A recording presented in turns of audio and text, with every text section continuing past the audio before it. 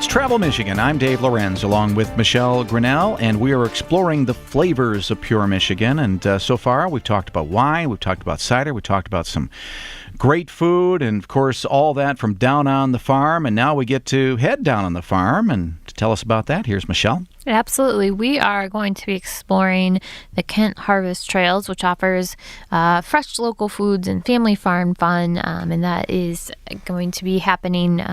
Some of it's starting now, I think, but Dave Van Antwerp, who is the coordinator of the Kent Harvest Trails, can confirm all of that with us. So welcome to the show, Dave. Thank you, Michelle. Nice to be here. So Kent Harvest Trails, talk a little bit about what that is and what families and folks that go on the trail are going to find.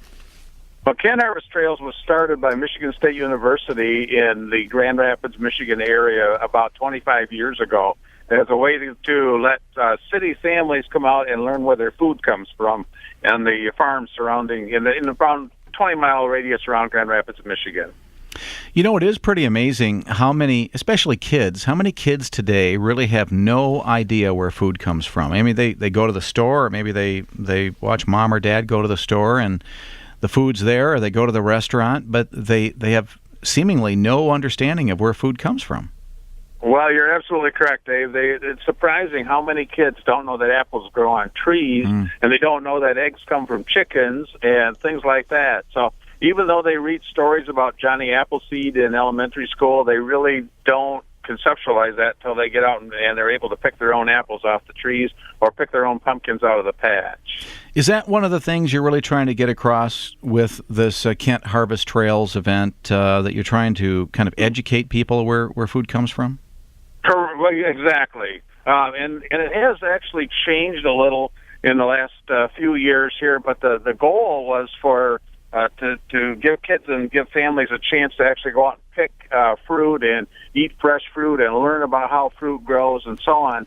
And now in the last few years, a lot of the farms have added entertainment to that too. So they'll have petting zoos and hay rides and various other activities so that it really makes the farm a lot of fun for kids. How many farms are participating in the trail this year? Normally we have 20. This year we have 19. One of the farms has a great big construction project going.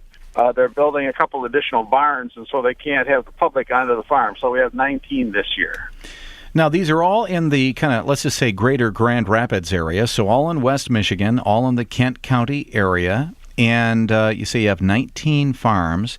Correct. Is there like a map available where people can, learn where to go? There is, and there's a map that's on the website, KentHarvestTrails.org, and there are also brochures. We print up thousands and thousands of brochures, and they're distributed at a lot of the grocery stores in the greater Grand Rapids area, at the Family Fare and D&W grocery stores, and then at the public libraries and lots of other places. So, and all the participating farms. So it's pretty easy to get your hands on a brochure. It's also easy to go onto the website. Mm-hmm. So tell us about what some of these farms are offering. You mentioned some of the things that are quite common, as we move into the fall at farms. But what's happening during the Kent Harvest Trail days? Right. Well, almost all the farms there are a couple of greenhouses, but all the rest are farms. The greenhouses offer fresh fruits and vegetables and so on. But almost all the farms have farm markets where they sell farm products. And then apples are a big thing. The Kent County area is a microclimate that's one of the best apple growing areas in this part of the country. So we're really famous for apples. So we have a lot of fruit in this area, apples, and then all the farms have pumpkins. A lot of the farms have you-pick, so you can go out and pick your own fruit. And then several farms have animals. A lot of them have kids' activities, corn mazes, cider, hay rides. Fresh donuts are a big thing. Apple donuts and pumpkin donuts. They make them fresh, and you just walk right up and pick up a brand, a hot right off the griddle. Those are so good.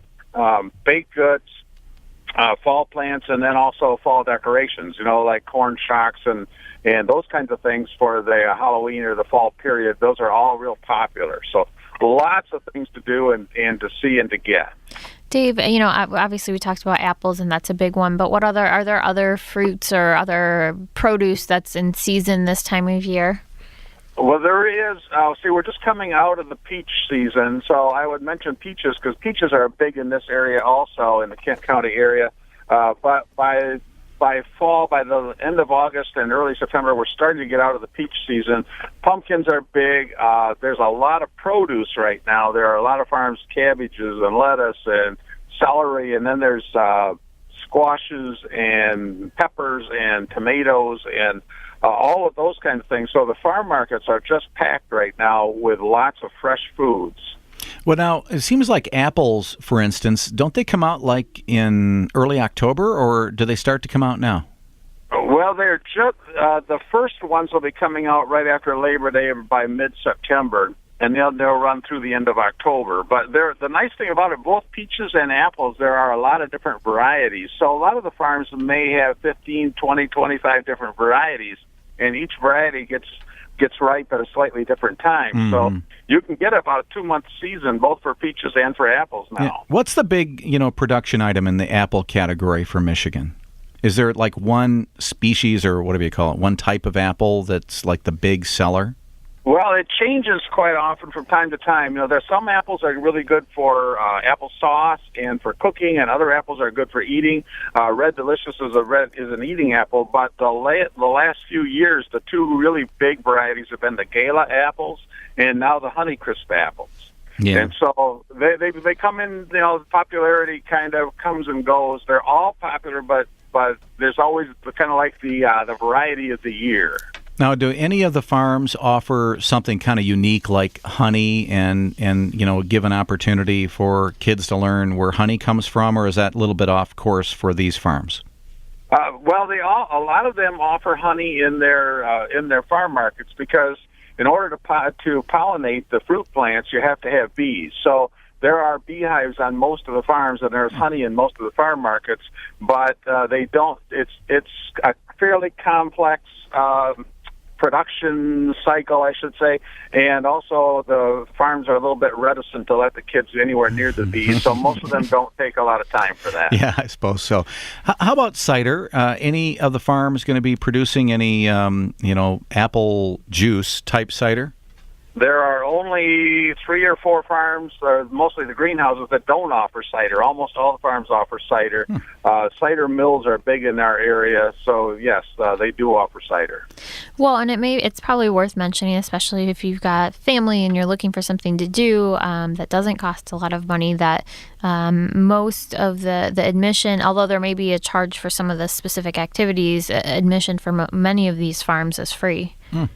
Correct. There are only 2 farms that charge to get into the farm, and that's because they have so many activities that it's difficult to charge on, for individual activities. So you just pay an admission fee, you park your car, you go and you do everything you want on 2 of the farms. The rest of the farms, you get into the farm, going there is free, going to the farm market's free. There may be 1 or 2 activities, like some will charge for a hay ride, some will charge for a corn maze, but in general, you can do a lot without paying much. Well, it sounds great. Everybody's always looking for both educational and entertaining type things, especially for families, and hey, when you can get it either free or practically free, that's even better. So it looks like you're providing all those opportunities and more during the Kent Harvest Trails days, actually going through Halloween, so you have plenty of time to get that in. And it sounds like most of the farms will be open for business for the Kent Harvest Trail days just after Labor Day. So